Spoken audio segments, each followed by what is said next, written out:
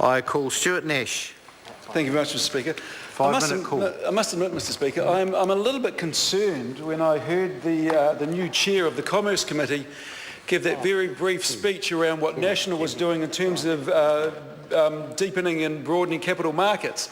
Because I might have been wrong, Mr. Speaker, but I thought that member actually said that the government is moving, putting in place mechanisms that drive spending away from borrowing and into saving. But, Mr. Speaker, the way I read things, and the reason we've got instruments like LVRs in place is because New Zealanders have such a love affair with investing in the non-productive sector like housing in Auckland that we are in big trouble. In fact, our capital markets are so narrow, Mr. Speaker, that our own superannuation fund feels the need to invest offshore because if it invested all its money in New Zealand, it would create such a distortionary effect as to completely stuff up our capital markets. Mr. Speaker, I would say that there is one thing that the government could do, and I think I've heard Mr. English say this, I could be wrong, that would actually have a massive impact on broadening and deepening our capital markets, and that is tax reform. In a whole range of areas. But that is, Mr. Speaker, a conversation for another day. At this point, we are talking about the Commerce, Cartels and Other Matters Amendment Bill. It's a very important piece of legislation, and as Mr. Speaker, you know yourself, being a former chair of the Commerce Committee, all parties in this Parliament have worked together to really tighten up the legislation around capital markets, around business practice in this country, and a lot of that start was actually started by Leanne Dalzell when she was the Minister of Commerce, and she put a lot of legislation through. And to be fair to the Honourable Simon Power, when he was Minister of Commerce, he picked up a lot of this legislation, and he was, I would suggest, probably the hardest working minister in that government when he was there. I think I remember at one stage looking at the order paper when Simon Power was the Minister of Commerce, and a third of all bills on the order paper were sponsored by Mr. Simon Power. And I suppose, Mr. Speaker, this is why this is a little bit disappointing that I'm speaking on this bill. And by that I mean, Mr. Speaker, as this was introduced in 2010, I took a little bit of a break, had a bit of a sabbatical for 3 years and then came back. And of course, this bill should have been well past before I got here. In fact, sent on hiatus, went, had a bit of a good time, spent some time with my kids, with my family, had some more kids, another wife, and then I came back. For a break. But, Mr. Speaker, I would have thought that when this bill was introduced in 2010, there were 3 years. In fact, it was introduced when I was here the first time. I probably spoke on it. This should have gone through. It really should have, and it sat on the order paper at first reading in 2012, second reading and reported back in May 2013, and here we are doing its second reading now. It's taken too long, and I think there's probably acknowledgement from that side of the House as well that it's taken too long. But it is here now. Thank goodness, better late than never.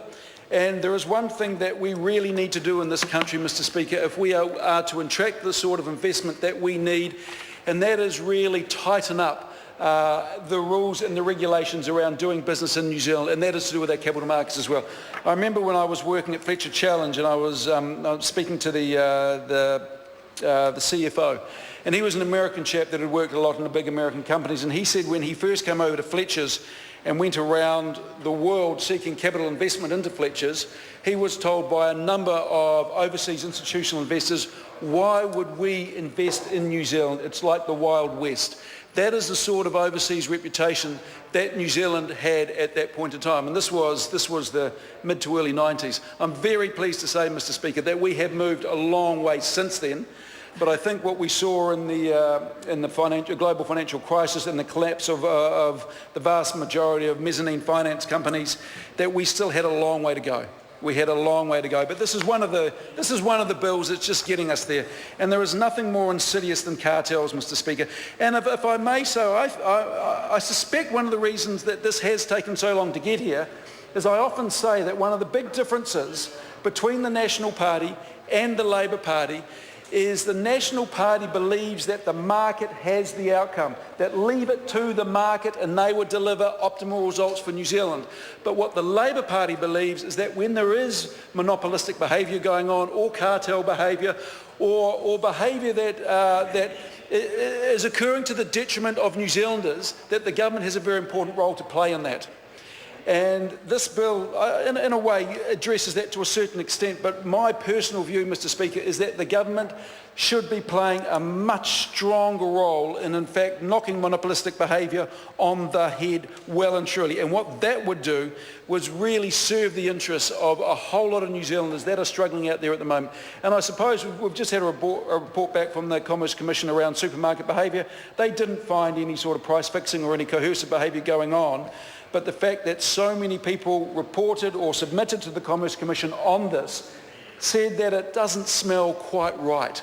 And I suppose, again, this bill sends a signal to any organisation that may be tempted to engage in cartel behaviour that we're watching you. We're watching you. And if you engage in this behaviour, Mr. Speaker, not you, Mr. Speaker, sorry, if an organisation engages in cartel behaviour and it is proven, and look, let's be honest about this, the test is actually not that high, then they will be absolutely nailed. But the thing I also like about this bill, Mr. Speaker, is it holds people personally liable. So directors cannot escape, or chief operational members cannot escape prosecution if they have knowingly behaved in this sort of behaviour.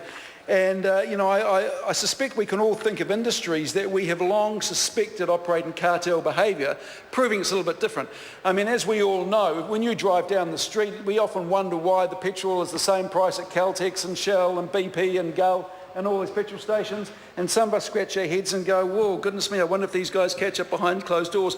I suppose it's a little bit different, Mr. Speaker, because the Shell guys can drive down the road and they can see exactly the same as us. So it's difficult to get a truly competitive pricing model in the petrol market because it is such a commodity, and they do advertise their prices in the most public of manner.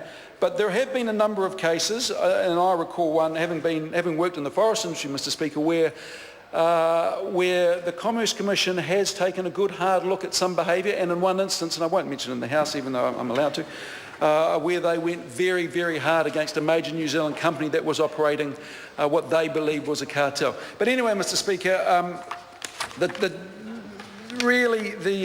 the purpose of this bill, it is to amend the Commerce Act 1986 to introduce criminal sanctions for handcore cartel behaviour. And it does make a number of other amendments, including the provisions to govern jurisdiction and other penalties. We do operate in a globalised economy at this point in time, and that just makes it easier for cartel behaviour to take place. It doesn't have to take place in New Zealand, it can take place overseas, but if it impacts upon the New Zealand company in any way, shape or form, believe me, Mr. Speaker, our regulatory bodies will find them, and we will take the steps. What is a cartel? Well, we often think of a cartel of 5 or 6 or 7 companies operating together. Thank you very much, Mr. Speaker. But actually, it can only be a cartel, the description, it can be between 2 or more businesses to regulate output, fix prices, and in general make the market less competitive. And in this day and age where that gap is growing at a huge rate between the few at the top who are doing incredibly well and a growing gap, or a growing number down the bottom that aren't, anti-competitive behaviour just makes it that much more difficult for people to actually survive, let alone get ahead. Now, the banned cartel conducts are price fixing.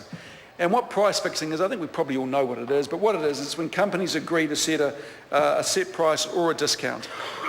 And again, that can happen behind closed doors, it can happen offshore, but if it affects the competitiveness of the New Zealand market, then we will crack down on it. It's restricting output. And this is a common practice where they say, well, okay, there is too much supply, let's restrict output, force the price up, but it is an agreement between 2 companies to do this. It's not an agreement that is made in isolation, giving the market variables. It is done in collusion. Market allocating, and that's an agreement to pursue other customers. And again, I've been involved in industries where I am sure this goes on, and it has got to stop. I'm not saying it still happens, because I was involved in those industries a little while ago. And bid rigging. and that is agreeing on prices to submit for tenders. But the thing is, Mr. Speaker, why this is so important is as we rebuild New Zealand's second largest city, we need to have absolute confidence that that is done for the best possible price in a manner that is completely legitimate. And by that I mean, I think we would be absolutely horrified to find that there had been cartel behaviour going on in such a massive project. And I don't think there hasn't been a project as big as the rebuild of Christchurch. And I can imagine it would be tempting for some industries to sit down and engage in the sort of behaviour that New Zealanders find reprehensible. And so this is a very, very clear reminder and a very clear signal to those organisations that this sort of anti-competitive behaviour will absolutely not be tolerated. And the great thing about this bill, Mr. Speaker, is that every single party and member in this House agrees with it. That is why, Mr. Speaker, I commend this bill to the House. Thank you very much.